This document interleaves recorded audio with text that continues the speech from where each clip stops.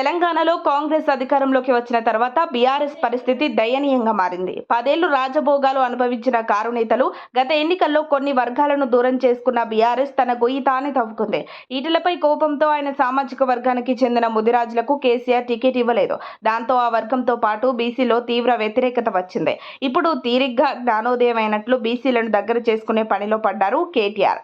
స్థానిక సంస్థల ఎన్నికల్లో అయినా గెలిచి పరువు కాపాడుకోవడానికి బీసీలపై తెగ ప్రేమ ఒలకపోస్తున్నారు. రాష్ట్రంలో బీసీ జనాభా దాదాపు 56%. యాదవ, గౌడ, ముదిరాజ్ ఇలా బీసీ సామాజిక వర్గానికి చెందిన ఓటర్లు అన్ని సెగ్మెంట్లలో కీలకంగా ఉన్నారు. ఎన్నిక ఏదైనా రాష్ట్రంలో డిసైడింగ్ ఫ్యాక్టర్ మాత్రం బీసీలే. గత అసెంబ్లీ ఎన్నికల్లో గులాబీ పార్టీ బీసీలను దూరం చేసుకుని అధికారం కోల్పోయింది. ముదిరాజ్ సామాజిక వర్గానికి చెందిన మాజీ మంత్రి ఈటల రాజేందర్పై కోపంతో బీఆర్ఎస్ అధ్యక్షుడు కేసీఆర్ ఆ సామాజిక వర్గానికి అసెంబ్లీ ఎన్నికల్లో టికెట్ ఇవ్వలేదు. ఆ ఇంపాక్ట్ ఎన్నికల ఫలితాల్లో స్పష్టంగా కనిపించింది. దాంతో అసెంబ్లీ ఎన్నికల్లో బీసీలంతా గంపగుత్తగా కాంగ్రెస్ వైపు మళ్లడంతో హస్తం విజయంతో గులాబీ పార్టీ హ్యాట్రిక్ ఆశలు గల్లంతయ్యాయి. ముచ్చటగా మూడోసారి సీఎం పీఠం అధిరోహించాలని అనుకున్న కేసీఆర్ కలలుగా మిగిలిపోవడానికి కారణం బీసీ ఫ్యాక్టరీనని గులాబీ శ్రేణులే అంటున్నాయి.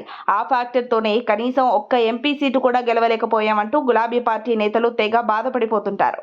అందుకే స్థానిక సంస్థల ఎన్నికల్లో ఎట్టి పరిస్థితుల్లో బీసీలను తమ వైపునకు తిప్పుకోవాలని కాంగ్రెస్ బాటలోనే గులాబీ పార్టీ ప్లాన్ చేస్తున్నట్లు కనిపిస్తోంది.